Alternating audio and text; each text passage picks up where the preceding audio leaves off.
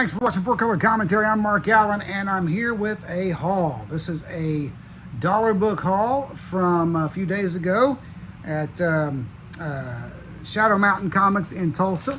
They have their regular sales that take several weeks to go throughout. They start $10 a book, $5 a book, and then I think maybe $2.50, or then it goes down to $1 a book. Goes all the way down to 25 cents eventually. But these I got for $1. Really happy with what I've got, and this was for the most part a reading centric gathering of books. Okay, this was a reading centric haul here, and so in other words, stuff that I wanted to either read for the first time or perhaps read again. Let me get these out of here so you can get a good look at that stack there, okay? So we're just going to start right there. Now, I've already read some of these, and but again, I mentioned these are books that I wanted to either read for the first time or read again. And we're going to start here. Let me get these in order, okay? We're going to start here with 4 Justice League books from 1987. In fact, starting in January of 1987, at least that's the publication date. And these are the end of the Justice League of America. This was coinciding with the Legends miniseries at the time, done by John Byrne. It was when John Byrne came in and started doing some amazing work, Superman related and other work for DC. But Justice League of America number 258 with all of the, I think of them as the poor man's Justice League, just because they were not a very high-powered group, okay? So you had now John Jones was part of this group as well, and I think Elongated Man was as well. I'm not real familiar with this era of the Justice League. This was leading up to the new Justice League, with Guy Gardner and Superman and Captain Marvel and Dr. Fate and all those drawn by written by Keith Giffen, drawn by, I forget here in a moment. I'll get it here in a moment. You all know my brain, okay? Kevin Maguire, there you go. But this is leading up to that. This is not as stellar a creative team on here, but it was an entertaining story. You got on the cover here, you got Vibe and Gypsy and Steel and Vixen, and each one of them, in the course of this story, meets an untimely fate. I won't say what that untimely fate is in every case, but one single enemy of the Justice League, longtime enemy of the Justice League, takes them down, and it leads very well into, ties in with Legends, of course, but it also leads well into the next era of the Justice League, which had a very high-powered team, as well as some great adventure, action, and humor in the book. Next I have, again, sometimes I just like you like to read a comic that's got a good tussle, a good fight. And I thought this would be one of those. This was The Incredible Hulk number 458. This is from the 90s. This is The Incredible Hulk versus Mr. Hyde. And Andy Kubert, I believe. Andy or Adam, I don't remember which one. I always get those two mixed up. But one of those brothers did the art. And since I took the trouble to open it up, I'll give you a look at that here in a moment. But great. It was Adam Kubert. Here's a great 2-page spread of the Hulk right there. And just I've always enjoyed the Kubert brothers, whichever one it was. I've always enjoyed both of their art. There was a great one there of Mr. Hyde. Very formidable looking. I don't know the reason why, but supposedly he had, at this point, just had his power amped up recently. And so anyway, great knockdown drag out by these two behemoths, and just wanted to see a good fight. Sometimes you just want a good fight, and so I got one. And like I say, I've read this one. I've read the Justice League books, but this was just a fun haul. Here's another one that I'd read before, and I can't. I went ahead and read it again already. This is actually the first one that I read. This is from 1991. It's a great Lee Weeks cover, Daredevil number 300. This was the the first ever, I believe, toppling of the Kingpin after he had become, so powerful. Now, don't get me wrong, Spider-Man had defeated him in the past, and Daredevil had, well, I don't even know that Daredevil had defeated him in the past to this one. Not decidedly, definitively. I mean, Kingpin went to prison at the end of this book, and it was just a great battle, great story, and you have a great knockdown, drag out toward the fight, kind of a running fight. Okay, and again, the great Lee Weeks art, even back all the way back in 1991. I remember when Weeks came on this book, and I just really enjoyed his work so much. Had that gritty quality that Daredevil artists should have in their style. Okay, so anyway, great book there. Okay, so again, these were dollar books I picked up at Shadow Mountain Comics in Tulsa. So shout out to Shadow Mountain Comics. I got a couple of Grendel books. These were still being, I believe, written by Matt Baron, but with art by the Pander brothers. I remember when the Pander brothers first took over Grendel back in the day. I was not old enough to be reading Grendel, but I was reading it anyway. And yes, it was still Matt Wagner. And I don't remember this particular Grendel's name. This was a woman who had taken up the handle of Grendel, the mantle of Grendel, and her young son had been kidnapped by the primary villain in the story. I read the first 4 issues and just really enjoyed them here several months ago.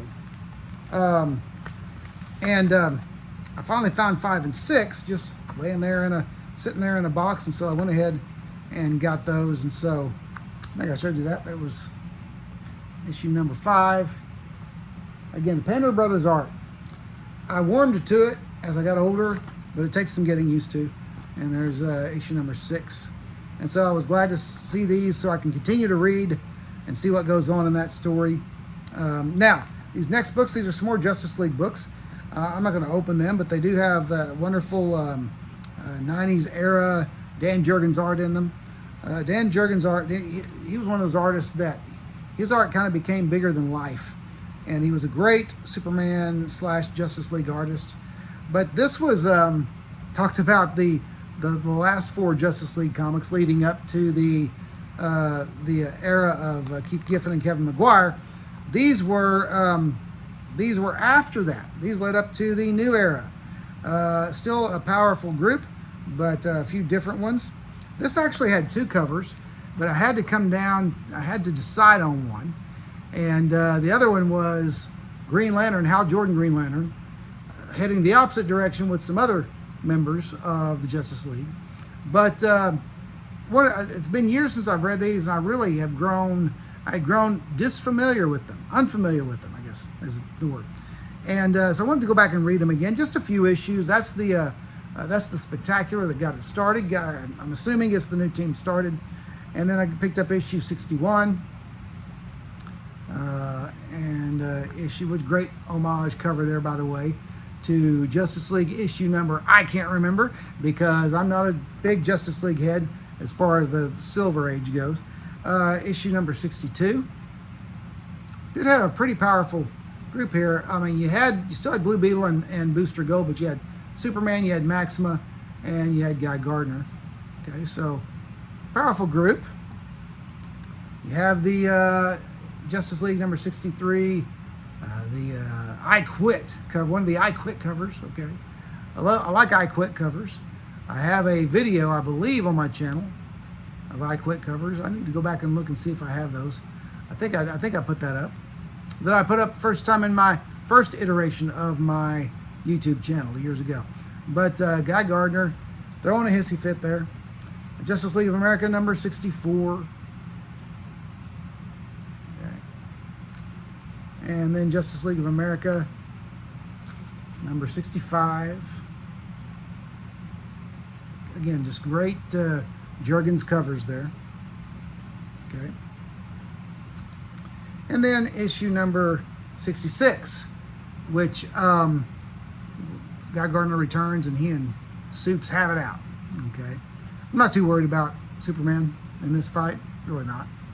But Guy Gardner is always an interesting character, and I like reading his stories when he's done well. Now, this next miniseries, I was glad to find all six of these 6-issue miniseries in the dollar boxes.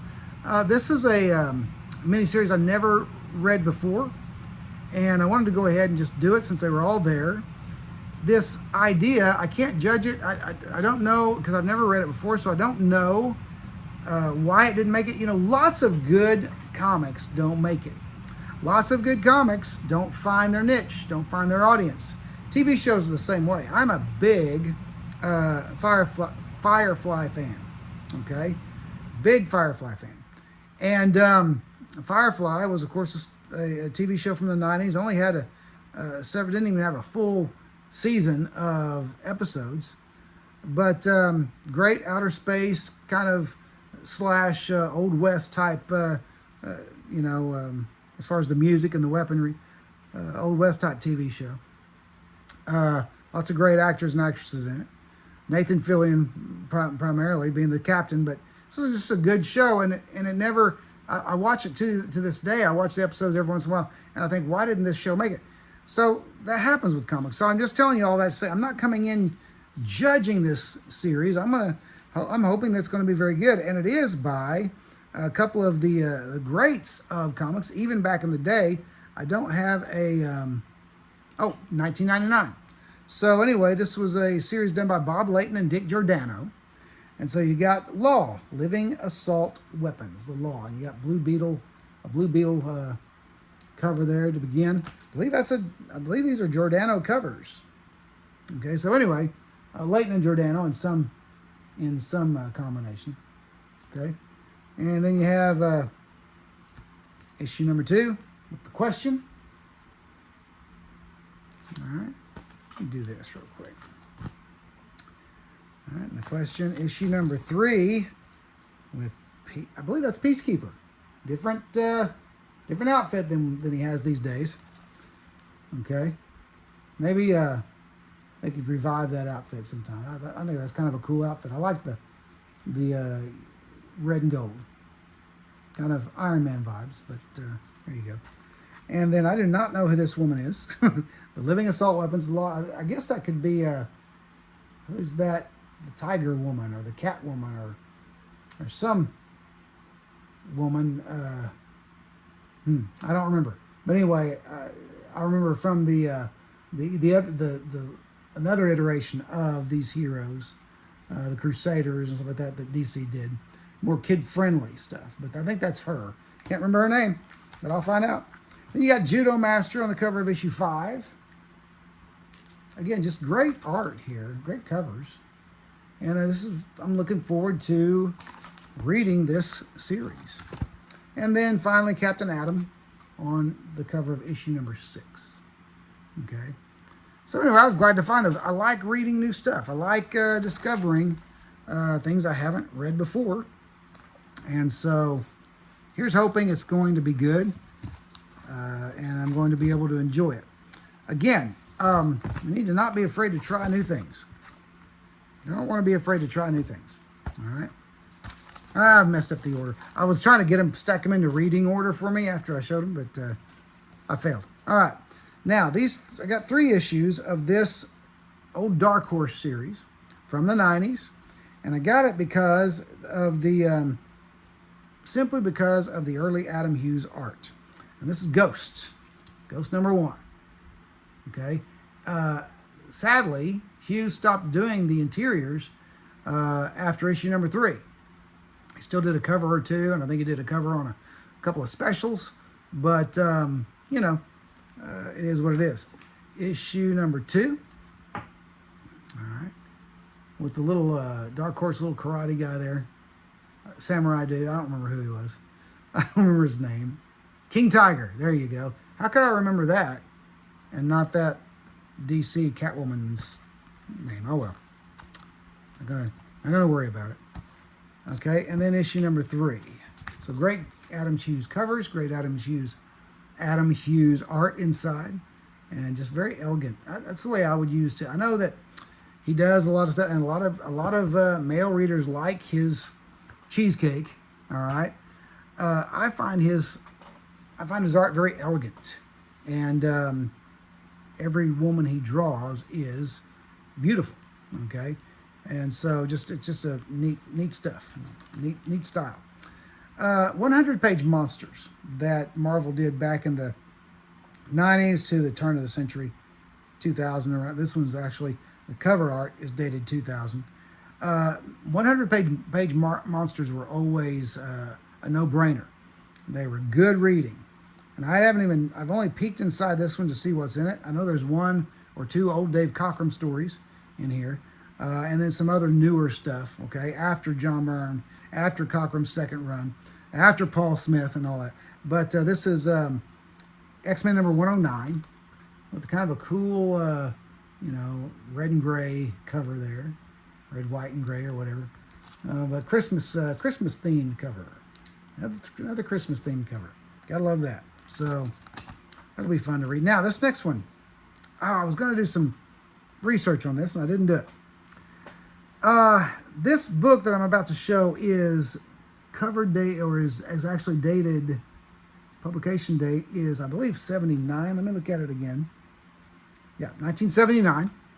Now, I believe, and I haven't checked the years of publication on the series that Marvel did for a while, the Puzzles and Games series of comic books. I've got one or two of those. And it was just a monthly or bi-monthly publication that had Marvel characters in there, and you had puzzles, you had games that you could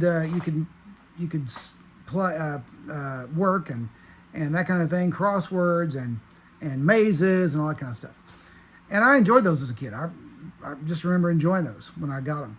This is published 1979, and I wonder if it was a precursor to that series, if it did so well that Marvel decided to go ahead and do a series. But this is actually a General Mills distributed in boxes of cereal. It's a General Mills comic, or a produced comic, distributed comic. Marvel produced, General Mills distributed. This is Marvel Comics Group Superheroes, Puzzles and Games.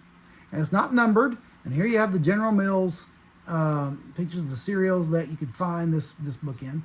Now this is interesting because for the reasons I just stated, I think it may be a precursor. And someone out there who has more information on those books could let me know. But the cover by Sal Buscema, the interiors are by Sal Buscema, and you have the origin, besides the puzzles and games, you have the origins in here retold of Spider-Man, Captain America, the Incredible Hulk, and Spider-Woman. And here's the opening Sal Buscema splash page, with Spidey, and just great stuff.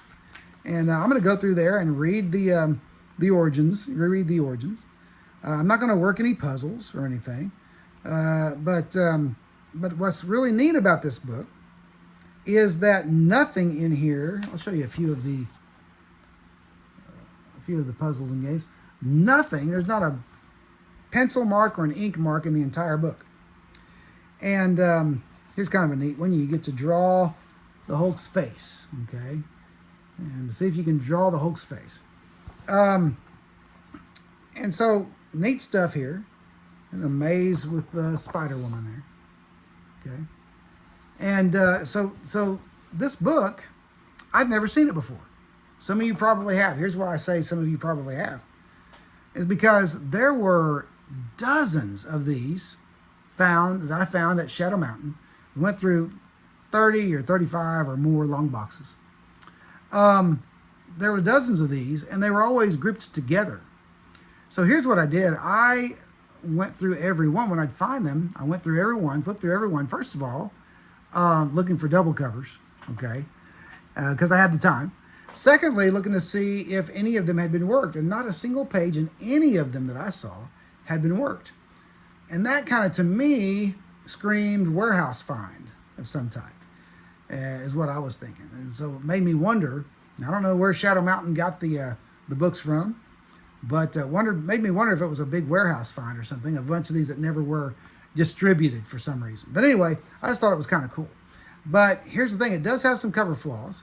And as far as printing errors, I looked at this right here, and at first I thought, oh, it's a dirty cover. Every single issue, that is actually an ink smudge that made it into the printing process. And every single issue I saw had that. And the ones with the darker ink, like I got, brighter ink, it was more noticeable. When some with the lighter ink, it wasn't as noticeable. But anyway, I was just really happy to find that. And I wonder if that's a precursor to, not that anybody cares. They're going on eBay for as low as 99 cents. That's not the point. The point was finding something that I'd never seen before and was very cool and was kind of reminiscent of when I was a kid. All right. Next, I did get this one because it was a first appearance. And I found this for $1. Fantastic Four number 570. I don't remember the year, the date, but you'll know it when you see it. This is the first appearance of the Council of Reeds. The Council of Reeds. And so, pick that up for $1. Why not? It's a first appearance. I like first appearances. And there's your little, I probably won't do one on it since I already have it here, but there's your little affordable first. You can still find these in dollar boxes, okay? Finished my Wrath of the Spectre run. These were reprints of, wait, what happened there? Hang on a second. Oh, there it is. I had issue number 1 of this reprint series, done in 1988, okay? And I finally picked up issue number 2, which that's just kind of gnarly right there. She's being sliced up by a cleaver. I knew these stories were hardcore for their time, for Bronze Age, and I've read before that some of them kind of made it. They kind of had a hard time getting some of these past the Comics Code Authority. I don't know if that's true, but they were pretty dark. And then issue number 3. Got a little bit of a, need a little bit of a press there. It's not water damage, thankfully. It just needs a press. And then issue number 4. Okay. So I'm looking forward to reading these reprints of those great Aparo stories. I don't remember who wrote them, but I've heard nothing but good things about them over the years. They were just really, really good stories. Okay. So those are going to be fun to read. All right, this next one, I am going to do trying to think of. Nope, you know what? I'm going to save these two for other. These two each deserve their own video, and so these will be. I'll show them to you real quick. And show you, so you'll be looking for upcoming videos on these, okay? And that's all I'm going to do. But these deserve their own videos. One will be an affordable first. All right, I did get some new comics, and yeah, it's so rare for me to get new comics. But every once in a while, I like to dip my toe into the new comics pool again, and see what's what. Now, I'm not going to continue this book, and if you don't want any spoilers of any new comics, I'm about to do a Black Panther spoiler here. If you haven't heard about it already on social media or in comic book news or whatever, maybe even mainstream news, I don't know, then you better look away. You better be forewarned. I'm going to be revealing something here that you may not know. But I got the first 2 issues, the world to come. This is a futuristic story. Okay, this is a future of talking, of Wakanda and what will come for Wakanda in at least some reality. Here's issue number 2. This one just hit the stands, I believe. But I wanted to read these because of one event, and I've already read them. They weren't bad, but I'm not going to continue the series. Not this particular series. It just didn't. It at $6 a pop. Okay, the first one was issue 1 was $6. Issue 2 was $5. That's $11.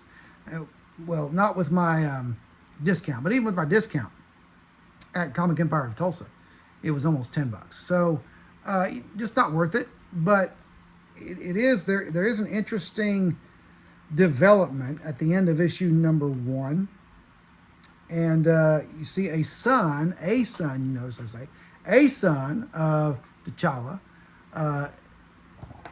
challenges him for the mantle of the Black Panther. I'll show you some of the fight scenes. Here's let's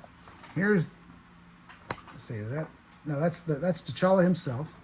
Okay, getting ready to challenge, and we're getting ready to meet the challenge of one of his sons. Is challenging him for the mantle of the Black Panther. Okay, so the one in the tiger stripes is his son, in the fully enclosed outfit, and then the other one is T'Challa. But the fight goes on, and it switches between that and another story, another story. It actually kind of goes back and forth in time in a sense. But there is a big reveal at the end that this son of T'Challa, who is challenging him for the mantle of Black Panther, doesn't have as much melanin as most Black Panthers have had, or as all Black Panthers have had. And so he declares that the mantle of the Black Panther is his. Okay? Now, this is not a political channel, and I'm not going to get political about it. It has upset some people and amazed some people. All I'm going to say is that's no more controversial than Sam Wilson being Captain America. In my mind, so what? If it's a good story, it's a good story. If it's not a good story, pitch it. Get rid of it. But anyway, that's I thought that was worth checking out, but I won't be following it up. Next was this was a new comic bought just totally for the cover. This is one of the Doctor Doom. It's the Bring on the Bad Guys series, I think is what it's called, or maybe it's Doom. I don't remember what it's called. I just know there's one shots with the Green Goblin with Doom and that kind of thing. I guess it is Bring on the Bad Guys. But this is a classic reimagined cover or homage cover to the trade paperback from the Bronze Age, Bring on the Bad Guys. Had to have that one. Had to have it. And I don't even remember who did the art, but did a great job of honoring the original John Buscema. Is that John Buscema or John Romita? Somebody out there let me know. But anyway, just a great cover there. I actually think it was John... I don't remember. Someone tell me who originally did that design for the trade paperback Bring on the Bad Guys back in the 70s. All right. Okay. Let's see. A couple of series that I am going to stick with for a while. Captain America #1. This is a retelling of the history of Cap. And again, spoilers ahead. So turn off your sound or turn off the video or fast forward. But what this reveals is that before, and there's a little bit of retroactive stuff going on here. That's not the word I'm looking for. Reimagining, revisioning history. Before he joined the Avengers, according to this story, he went back to the army. He wanted to rejoin the army. He'd just come out of the ice. Though it had been many decades for everyone else, it had been just a few days for him. And so he went back to serve. And there is a very cool costume that he ends up wearing in this. It's kind of a stealth costume, or uniform, I should say. Captain America doesn't wear costumes. He wears uniforms, all right? Let me see if I can find it very quickly. Very cool, kind of stealthy uniform there. Love that. So anyway, I loved the art in this by Valerio Schiti, I'm going to say. Is a Chip Zdarsky writing it, okay? And I've heard good things about Zdarsky's stories and his writing and his talent. So I thought, give it a try. I'm sticking with it. I told Kenny over at Comic Empire to sign me up for this book until it no longer entertains or amuses me, and it's doing that. It's entertaining. So with the first issue. All right, another series that I'm actually going to stay with for a while is this one you may or may not have heard of, Planet Death. This is issue number 0. Okay, they had the same thicker newsprint type paper for the cover, and then more newsprint pages. Okay, but this has been a fun book. And the art is fantastic in this book. And let me see if I can find names. Hate when they just do last names for creators.